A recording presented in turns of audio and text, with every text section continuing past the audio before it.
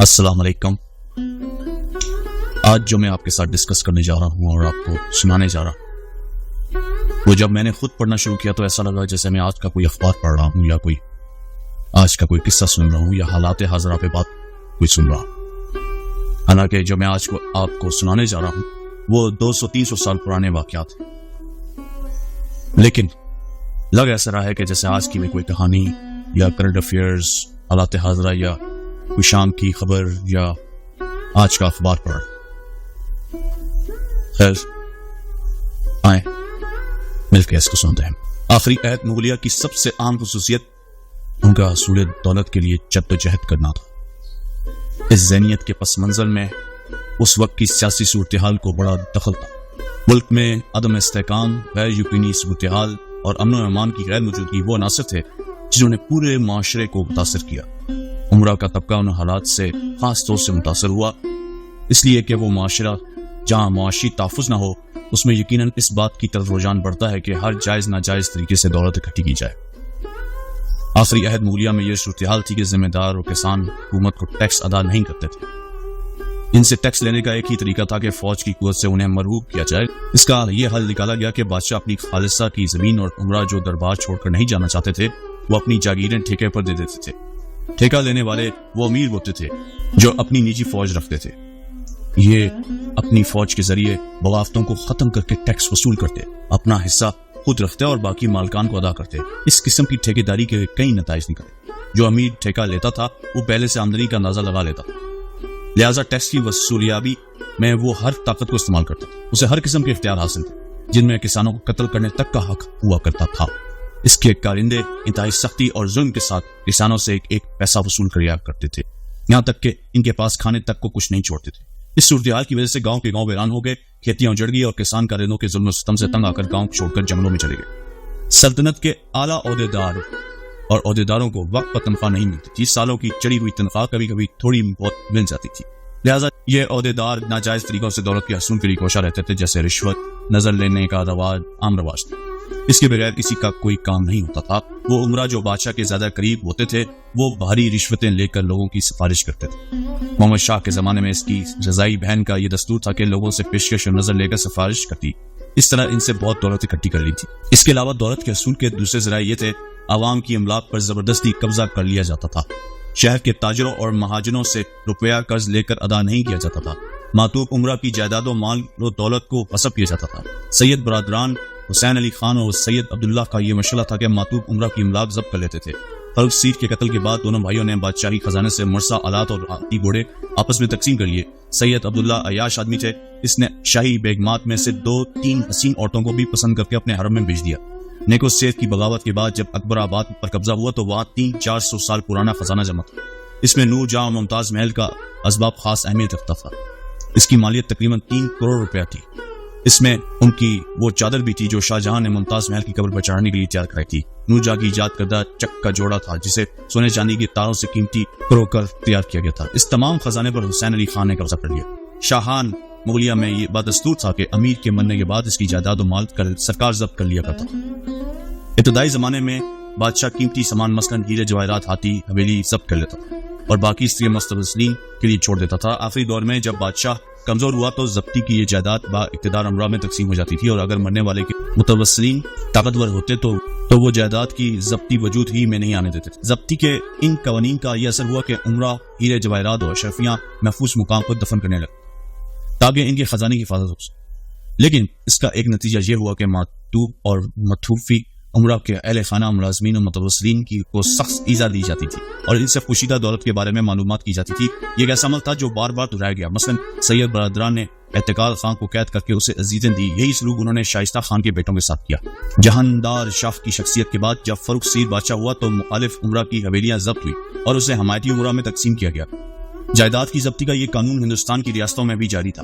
یہاں کی صورت یہ تھی کہ جب تک نواب یا راجہ خوش ہیں عمرہ جائز ناجائز طریقے سے دولت اکٹھی کرتے تھے، لیکن اس کی ذرا سی نازی سے دولت و جائیداد سے ہاتھ دھو بیٹھتے تھے۔ خود کی تاریخ میں ایسی بہت سی مثالیں ہیں جبکہ عمرہ کو اندھا کرایا گیا، ان کی جائیداد ضبط کی گئی اور انہیں ذلیل و خوار کیا گیا۔ حیدرآباد دکن کی ریاست میں نظام علی خان تک یہ تیموری رسم رائج تھی کہ مرنے والے کا مال ضبط ہوتا تھا اور 3 دن بعد اس کے جانشین کو بلا کر ماتمی خلق دیا جاتا تھا۔ نواب اس سے کہتے تھے کہ تیسرے باپ کا مال سرکار کا مال تھا، اس لیے وہ داخل سرکار ہوا۔ اب آئندہ سے تیری وجہ معاش جاری ہوتی ہے تو اس سے اپنے متوسلین کی پرورش کرنا۔ لہٰذا آخری عہد مولیہ میں صورتحال یہ تھی کہ ایک طرف عمرہ کو کھلی چھٹی تھی کہ وہ اپنی جاگیر سے خوب ٹیکس وصول کریں، اپنے عہدے اور منصب سے فائدہ اٹھا کر رشوت نظر تحائف قبول کریں، مخالف عمرہ کی جائیدادوں پر قبضہ کریں اور لوگوں کے مال و املاک کو جی بھر کر لوٹیں۔ لیکن ساتھ ہی انہیں یہ خطرہ تھا کہ ان کے معطوب ہونے یا مرنے کے بعد ان کی جمع شدہ دولت ضبط ہو جائے گی۔ اس لیے ہم طبقہ عمرہ میں 4 رجحانات دیکھتے تھے۔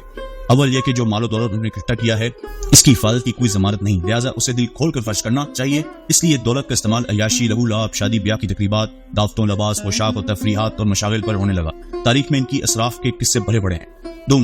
دولت ناجائز طریقوں سے جمع کی تھی جس کی وجہ سے ان کے ظلم و ستم کے واقعات لوگوں میں مشہور ہو گئے تھے، لہٰذا اپنی شخصیت کو نیک نام بنانے کے لیے انہوں نے فیاضی سخاوت کے مظاہرے کیے، غریبوں کے لیے لنگر پکوانا، فقیروں کو خیرات دینا، راستے میں لوگوں پر پیسے پھینکنا، اس ذہنیت کی عکاسی کرنا ہے۔ اپنے ضمیر کی تسکین جو شاید ان کے مظالم کے تجزیے میں انہیں پریشان کرتا ہو، اور اپنی آخرت سدھارنے کے لیے مذہبی امور پر روپیہ خرچ کرتے تھے جس میں مسجدوں، امام باڑوں کی تعمیر خاص طور پر قابل ذکر ہے۔ اس کے علاوہ نظر و نیاز، فاتحہ، قبروں کو جانا، مکہ مدینہ، کربلا، نجف شریف میں عطیات بھیجنا عام دستور تھا۔ چارم، اپنی شخصیت کو دوامی اور جادوئی بنانے کے لیے مقبرے، باغات، سرائے پل، محلات کی تعمیر۔ شاہ عالم کے زمانے میں اس کے طاقتور امیر خان خانان نے چاہا کہ ہر قسم کے اپنے نام سے ایک سرائے، مسجد اور خانقاہ تعمیر کرے، چنانچہ اس نے ہر جگہ حکام کو لکھا کہ اس مقصد کے لیے زمین خریدی جائے۔ حکام نے اس کی خوشنودی کے لیے لوگوں سے زبردستی زمین اور مکانات لیا۔ ابھی یہ عمارات مکمل نہیں ہوئی تھی کہ خانقاہ کا انتقال ہو گیا، اور اہل کار جو خوشامد میں تعمیرات کرا رہے تھے انہیں اسی طرح چھوڑ دیا۔ یہ ویرانی بڑی باعث عبرت بنی رہی۔ ایک مثالی امیر کا کردار جو اس معاشرے میں نظر آتا ہے وہ راجہ چندر لال کا ہے، جو 1831 عیسوی میں حیدرآباد کی ریاست دارالحام تھے۔ اس حیثیت میں انہوں نے لاکھوں روپیہ کمائے اور پھر انہیں بڑی فیاضی سے خرچ کیا۔ ان کا دستور تھا کہ روز 2 شالے اور رومال لوگوں میں تقسیم کرتے تھے، بسیرے پر 1000 سے زیادہ جوڑے ضرورت مندوں کو دیتے، پیروں، فقیروں اور جوگیوں کو دل کھول کر کھلا دیتے تھے۔ یومیہ فوروں کا روزینہ 2000 سے زیادہ تھا۔ دوشنبہ کو مسافروں کو 2-3 ہزار روپے دیتے تھے۔ نواب و شہزادوں کی دعوت پر لاکھوں خرچ کرتے تھے۔ ان کے باورچی خانوں سے زیادہ کھانے سے ہزاروں کو کھانا ملتا تھا۔ حکیموں، شاعروں، مرثیہ خانوں اور ارباب نشاط طرف کو ہزاروں بصورت انعام دیا کرتے تھے۔ ایک ایسے نظام حکومت اور معاشرے میں جہاں قابلیت اور صلاحیت کی کوئی پوچھ نہیں تھی، جہاں ترقی کامیابی کے لیے خوشامدی چاپلوسی کی ضرورت تھی، وہاں سازش سے جوڑ توڑ کے ذریعے مقصد کا حصول ہوتا۔ عمرہ اپنی حیثیت کو سازشوں کی بنیاد پر قائم کیے ہوتے تھے۔ ہر جماعت و گروہ اپنی اقتدار کو قائم رکھنے اور حریفوں کو زخم پہنچانے کے برابر سازشوں کے تانے بانے بنتے رہتے تھے۔ عمرہ اپنی مخالفین کو ختم کرنے کے لیے ہر قسم کے حربے استعمال کرتے تھے، مثلا محاسبہ کرنا، قرض خواہوں سے نالش کرانا، جاگیروں جائیداد ضبط کرانا، شہر سے اخراج، ملازموں سے برطرفی اور وظیفہ منسوخی، اور اگر اس سے زیادہ دلوانی ہوتی تھی تو ہاتھ پیر کاٹنا، زبان کھینچنا، اندھا کرنا، ہاتھی کے پیروں تلے کچلوانا، تسمہ سے گلا کوٹنا، قید کی حالت میں نمک کا کھانا دینا اور شہر میں تشہیر کرانا عام سزائیں تھیں۔ اس سازشی ماحول کا عمرہ سلطنت دشمنوں اور باغیوں کے خلاف کسی مہم پر جانا نہیں چاہتے تھے، کیونکہ انہیں اندیشہ رہتا تھا کہ ان کی غیر موجودگی میں ان کے مخالفین ان کا کرا کما کر دیں گے۔ اسی سازشی ماحول کی وجہ سے یہ عمرہ اپنی جاگیروں پر بھی نہیں جاتے تھے، جس کی وجہ سے جاگیروں کا انتظام ان کے نائب کیا کرتے تھے۔ مخالفت اور دشمنی کے جذبات عمرہ کے گروہوں میں اس قدر ہو گئے تھے کہ اگر انہیں اقتدار نہیں ملتا تھا تو ان کی کوشش ہوتی تھی کہ ان کے حریفوں کو بھی اقتدار نہ ملے۔ مثلا نادر شاہ کے حملے کے وقت سعادت خان برہان الملک کو امیر الامرہ کا عہدہ نہیں ملا تو اس نے نادر شاہ کو دلی پر قبضہ کرنے اور شاہی خزانہ عمرہ کی دولت لوٹنے پر پھنسایا، جس کی وجہ سے وہ مغل بادشاہوں کا صدیوں کا جمع شدہ خزانہ نادر شاہ کے ہاتھ لگا۔ یہ اسی سازش کا ماحول کا نتیجہ تھا کہ سلطنت کو پیش آنے والے خطرات مسائل سے نمٹنے کے بجائے اس کی صلاحیت اس بات پر صرف ہوتی تھی کہ اپنے اقتدار کو کس طرح بچائیں اور اپنے حریفوں کو کس طرح نقصان پہنچائیں۔ عمرہ نے اپنی ذاتی مفادات کی خاطر مرہٹوں، جاٹوں، سکھوں اور انگریزوں کا ساتھ دیا۔ 1857 عیسوی میں جبکہ دلی کا محاصرہ جاری تھا اور انگریزوں سے جنگ ہو رہی تھی، اس وقت بھی دربار کے کچھ عمرہ انگریزوں کو خبریں پہنچاتے رہے تھے۔ آئی ہوپ آپ کی ویڈیو سے آپ کو بھی بہت افاقہ ہوا ہوگا۔ مجھے تو بہت ہوا، مجھے تو ایسا لگا میں آج کے حالات پڑھ رہا ہوں۔ اگر آپ بھی میری اس رائے سے متفق ہیں کہ اس سب کو سننے کے بعد بھی آپ کو لگتا ہے کہ آج کے حالات ہیں، تو کائنڈلی مجھے ضرور بتائیے گا کمنٹ سیکشن، اور آپ کو یہ ویڈیو کیسی لگی، آپ کی نالج میں کتنا اضافہ ہو۔ نیکسٹ ویڈیو تک کے لیے اللہ کے بعد